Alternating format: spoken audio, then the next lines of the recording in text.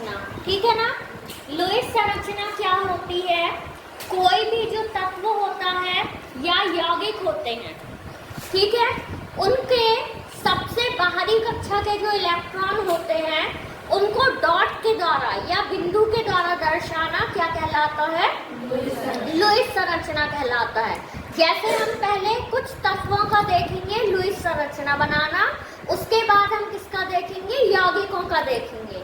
तो यौगिकों को या तो हम लुईस संरचना के द्वारा भी बना सकते हैं और या फिर बंध की लाइन खींचकर भी बना सकते हैं, ठीक है ना। दोनों में से किसी भी तरह से बना सकते हैं। तो सबसे पहले हम क्या देखते हैं? कुछ तत्वों की लुईस संरचना देखते हैं।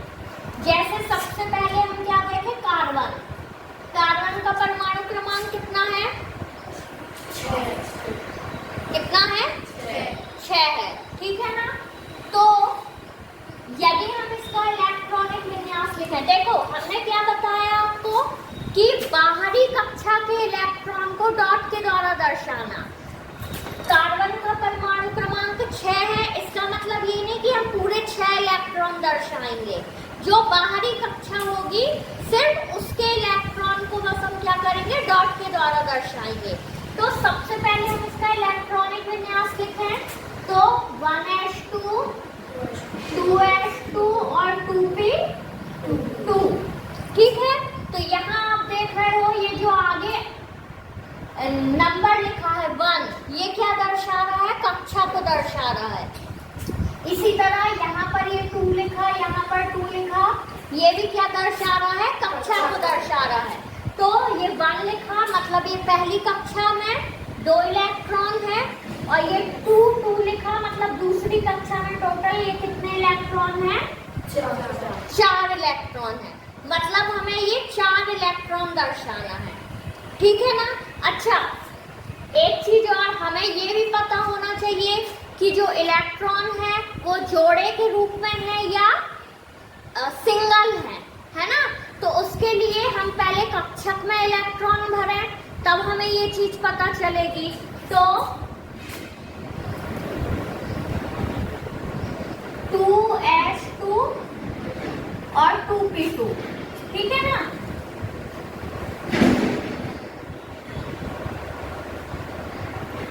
तो देखो यहाँ पर 2s2 में कितने इलेक्ट्रॉन आ जाएंगे? 2 इलेक्ट्रॉन आ जाएंगे, ठीक है। और यहाँ पर 2p2 में कितने इलेक्ट्रॉन आ जाएंगे? ये सिंगल 2 आ जाएंगे, ठीक है।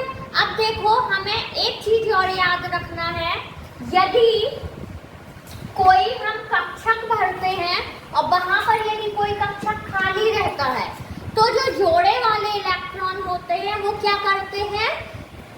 उस कक्षक में चले जाते हैं, ठीक है।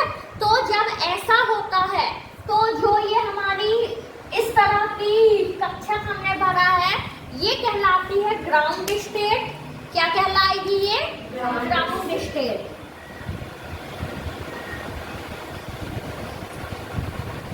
और जब ये इलेक्ट्रॉन खाली कक्षक में चला जाएगा तो ये कहलाएगी एक्साइटेड स्टेट। क्या कहलाएगी? Excited state. और एक्साइटेड स्टेट के ही जो इलेक्ट्रॉन होते हैं उसको हम फिर डॉट के रूप में भरते हैं। यहाँ पर ऐसा क्यों हो रहा है? क्योंकि एक कक्षक खाली है। यदि कक्षक खाली नहीं होता, यहाँ पर भी कोई इलेक्ट्रॉन होता पहले से, तो फिर यही का यही हम भरते डॉट के रूप में। एक जोड़ा आ जाता इलेक्ट्रॉन का और बाकी सब आ जाते सिंगल। लेकिन यहाँ पर क्या है? ये एक कक्षक खाली है, इसीलिए क्या होगा? ये वाला जो इलेक्ट्रॉन है ये कहाँ चला जाएगा? इस वाले कक्षक में चला जाएगा।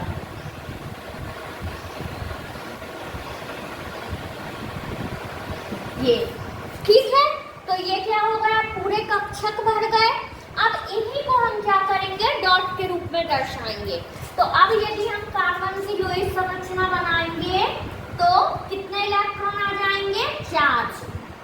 ये चारों तरफ हम बराबर भागों में बांट देते हैं, ठीक है। और ये जो सिंगल इलेक्ट्रॉन होते हैं कक्षक में, इनको कहा जाता है अयुग्मित इलेक्ट्रॉन। क्या कहा जाता है? अयुग्मित इलेक्ट्रॉन। और जो ये जोड़े के रूप में होते हैं इसको कहा जाता है युग्मित इलेक्ट्रॉन। क्या कहा जाता है? युग्मित इलेक्ट्रॉन।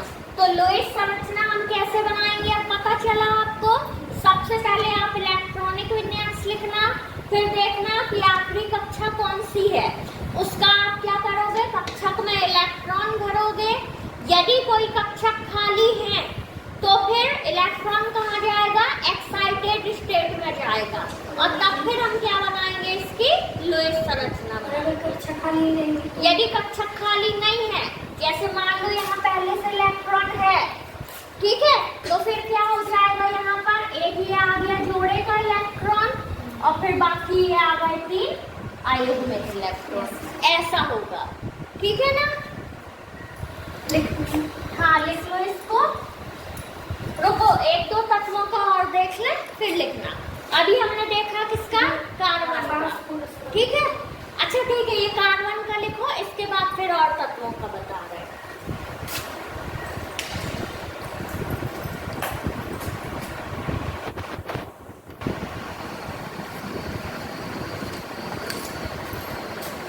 अभी हमने कार्बन की लुईस संरचना देखी, अब हम कुछ अन्य तत्वों की लुईस संरचना और देखेंगे, उसके बाद फिर हम यौगिकों की देखेंगे, ठीक है ना?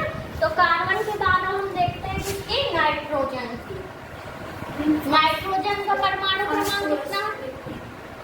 नाइट्रोजन का देख लें, फिर फास्फोरस का देखेंगे, ठीक है। नाइट्रोजन का परमाणु क्रमांक कितना है? 7 है, ठीक है। इसका इलेक्ट्रॉनिक विन्यास लिखो 1s2 2s2 2p3, ठीक है। अब देखो यहाँ पर जोड़े वाला इलेक्ट्रॉन आएगा, ठीक है। इसकी आखिरी कक्षा कौन सी हुई? ये 2s2 और 2p3 वाली है ना। इसके हम कक्षक में इलेक्ट्रॉन भरे, तो ये 2s2 में आ जाएगा 2 इलेक्ट्रॉन और यहाँ 2p3 में आ जाएंगे तीनों सिंगल इलेक्ट्रॉन। अब देखो यहाँ पर कोई भी कक्षक खाली दिख रहा है?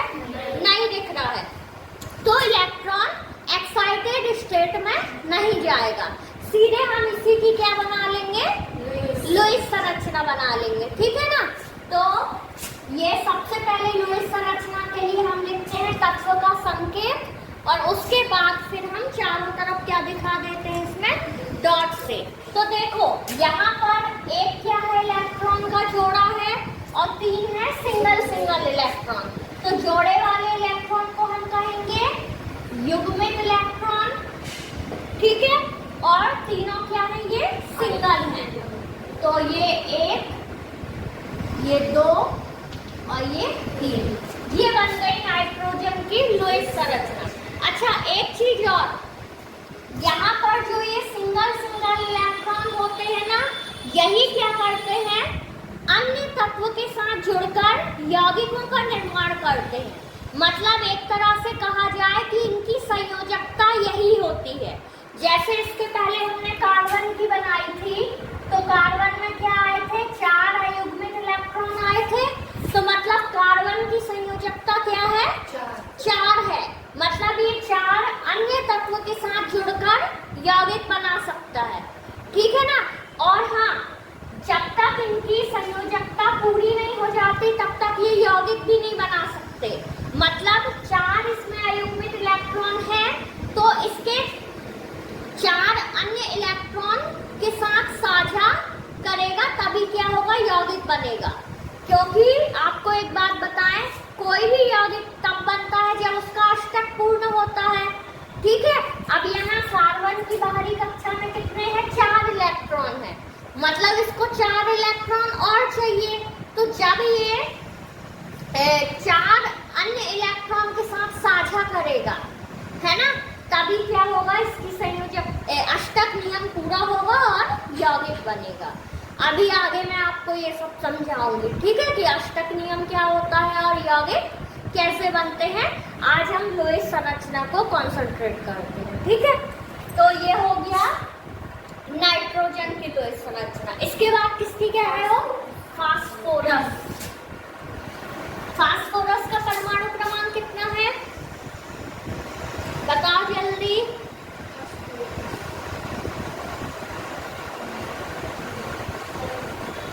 15।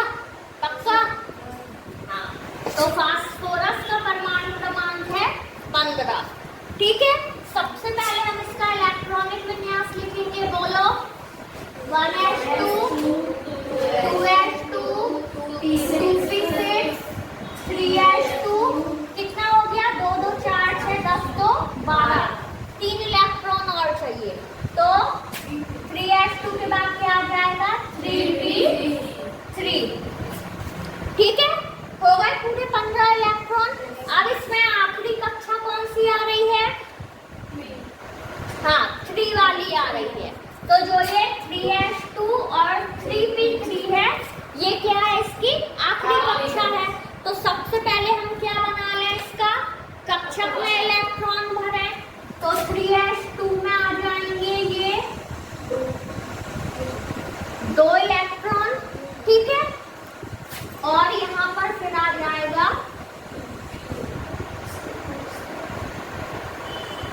3p3।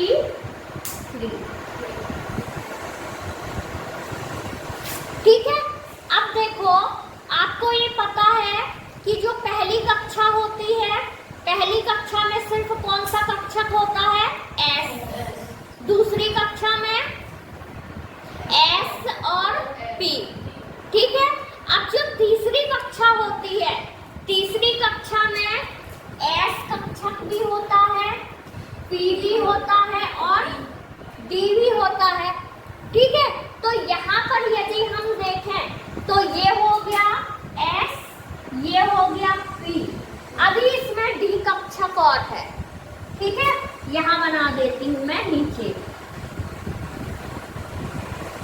D में कितने कक्षक होते हैं उस कोश में? 5। 1 2 3 4 5। ठीक है, मैंने आपको बताया है कि जब खाली कक्षक होते हैं तो जो जोड़े वाला इलेक्ट्रॉन होता है वो एक्साइटेड स्टेट में जाके खाली कक्षक में चला जाता है। तो यहाँ पर जो अब ये जोड़े वाला इलेक्ट्रॉन है, ये पूरे खाली कक्षक है। कौन सा है ये? द्वियुग कोश है। तो ये क्या होगा? ये खाली कक्षक में चला जाएगा। तो यहाँ पर एक इलेक्ट्रॉन बच जाएगा। मैं डायरेक्ट कर दे रही हूँ अब। ठीक है, और इसका जो जोड़े का एक और इलेक्ट्रॉन है वो आ जाएगा यहाँ। हाँ,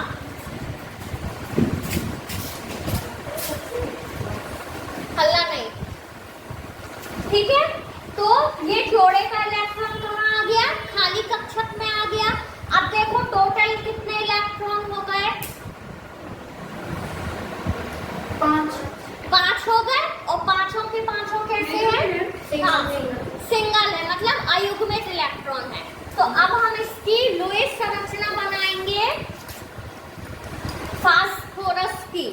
तो सबसे पहले हम लिख लेंगे संकेत फास्फोरस का P।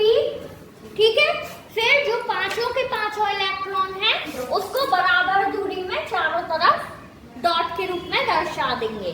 तो 1 2 3 4 5। तो ये पांचों के 5 इलेक्ट्रॉन 1 2 3 4 5। ये बन गई फास्फोरस की लुईस संरचना। ठीक है, जिसमें कितने इलेक्ट्रॉन आए हैं? 5 इलेक्ट्रॉन आए हैं। और ये 5 अयुग्मित इलेक्ट्रॉन का मतलब है कि इसकी संयोजकता कितनी है? 5 है। ठीक है, आ गया समझ में? चलो इन दोनों को लिखो, फिर आगे और देखते हैं।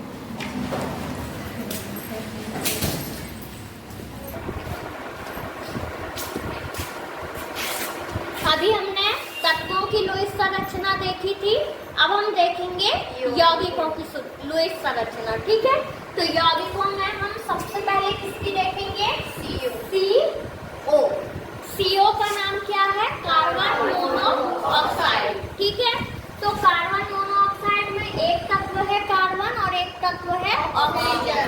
कार्बन की लुईस संरचना हम आपको बता चुके हैं कि इसमें क्या होते हैं? 4 अयुग्मित इलेक्ट्रॉन होते हैं।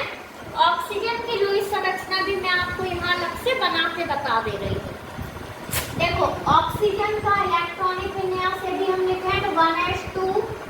2s2 2p क्या हो जाएगा 4 हो जाएगा, क्योंकि इसका परमाणु क्रमांक है 8। ठीक है, अब यहाँ पर आखिरी कक्षा है 2s2 और 2p 4। तो कक्षक में इलेक्ट्रॉन भरेंगे तो यहाँ आ गए 2 इलेक्ट्रॉन और p उपकोष के कक्षकों में 1 2 3 और 4। तो यदि अब हम ऑक्सीजन की लुईस संरचना बनाएंगे तो हम देखेंगे कि यहाँ पर दो जो है वो इलेक्ट्रॉन का जोड़ा है। ठीक है, तो ये हो गया एक इलेक्ट्रॉन का जोड़ा, ये हो गया दूसरा इलेक्ट्रॉन का जोड़ा। मतलब दो जो है इसमें युग्मित इलेक्ट्रॉन है और दो हो जाएंगे अयुग्मित इलेक्ट्रॉन। ठीक है ना। अब दोनों तत्वों का जब अष्टक पूर्ण होगा तभी क्या हो जाएंगे, ये तभी यौगिक बन पाएंगे। ठीक है ना, एक दूसरे के साथ जुड़कर। तो यहाँ हम देख रहे हैं कार्बन के पास 4 इलेक्ट्रॉन बस हैं, मतलब इसको 4 इलेक्ट्रॉन की और जरूरत है। और ऑक्सीजन के पास कितने इलेक्ट्रॉन है 6 इलेक्ट्रॉन है, मतलब इसको कितने इलेक्ट्रॉन की जरूरत है 2 इलेक्ट्रॉन की जरूरत है। तो देखो सबसे पहले मैं आपको बंध बना के बताती हूँ, ठीक है, और फिर इसको डॉट के रूप में बताऊंगी कि ये कैसे आपस में जुड़ेंगे। तो देखो सबसे पहले हमने यहाँ लिख लिया कार्बन और यहाँ लिख लिया ऑक्सीजन। तो यहाँ पर हम देख रहे हैं ये 2 इलेक्ट्रॉन और ये 2 इलेक्ट्रॉन का आपस में क्या हो जाएगा, साझा हो जाएगा। तो अब ऑक्सीजन और कार्बन के पास कितने कितने इलेक्ट्रॉन हो गए 6। कार्बन के पास हो गए, ऑक्सीजन के पास 1 2 3 4 5 6 7 8। ऑक्सीजन का अष्टक पूर्ण हो गया। ठीक है, अब जो कार्बन है, कार्बन के पास कितने इलेक्ट्रॉन है 1 2 3 4 5 6। ठीक है, कार्बन को 2 इलेक्ट्रॉन की आवश्यकता और है। तो जब ऐसा होता है कि एक तत्व का अष्टक पूर्ण हो गया है लेकिन दूसरे तत्व में 2 इलेक्ट्रॉन की आवश्यकता है, तब क्या होता है कि जो दूसरा तत्व होता है जिसका अष्टक पूर्ण हो चुका होता है वो 2 इलेक्ट्रॉन का क्या कर देता है, साझा कर देता है। और जब 2 इलेक्ट्रॉन का साझा होता है तो इसको हम कहते हैं उपसहसंयोजी बंध, जिसको हम इस तरह तीर के चिन्ह के द्वारा दर्शाते हैं। तो आगे आपको समझ में कैसे इसमें यौगिक की संरचना बनेगी। अब इसी को हम डॉट के द्वारा यदि बनाना होगा तो क्या करेंगे, कार्बन लिखा, यहाँ ऑक्सीजन लिखा। हम देख रहे हैं कि 3 इलेक्ट्रॉन है, तो 3 इलेक्ट्रॉन को हम क्या करेंगे, यहाँ बीच में डॉट के द्वारा लिख देंगे। ये बन गई लुईस संरचना। ठीक है, आ गया समझ में। चलो एक दूसरी यौगिक की और बता देते हैं। किसकी बता रहे हैं, 3 मतलब कैसे आ गए।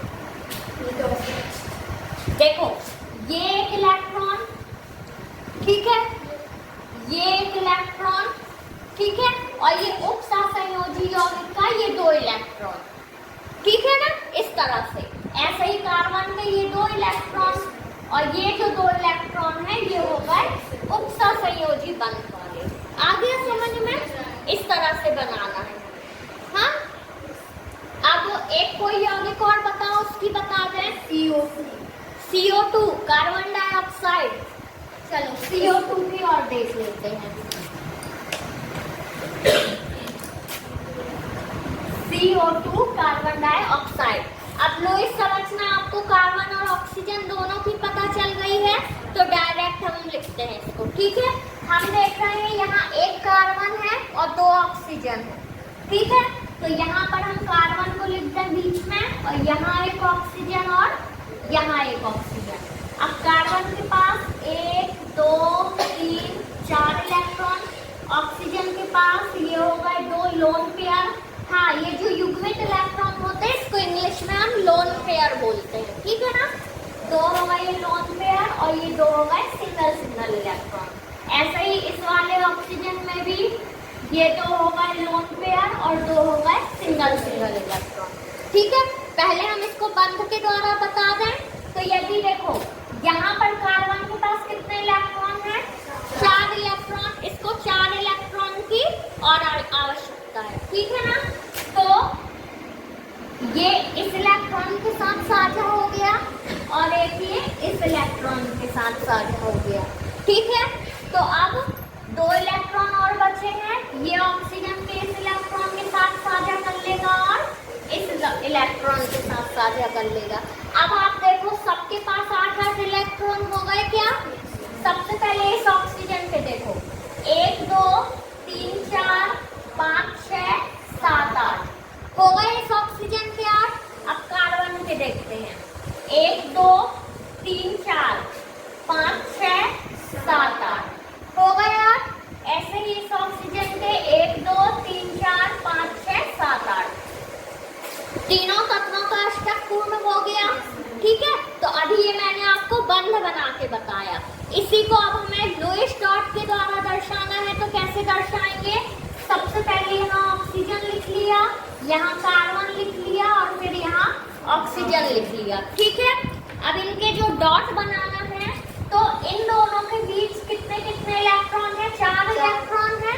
तो चारों इलेक्ट्रॉनों को ऐसे डॉट के द्वारा बना दिया। ऐसे ही इन दोनों के बीच कितने इलेक्ट्रॉन हैं, 4 इलेक्ट्रॉन। तो ये बन गई इसकी लुईस संरचना, ठीक है। आ गया समझ में। चलो अब इसको लिख लो आप लोग, ठीक है। आगे के टॉपिक आप बाद में करेंगे।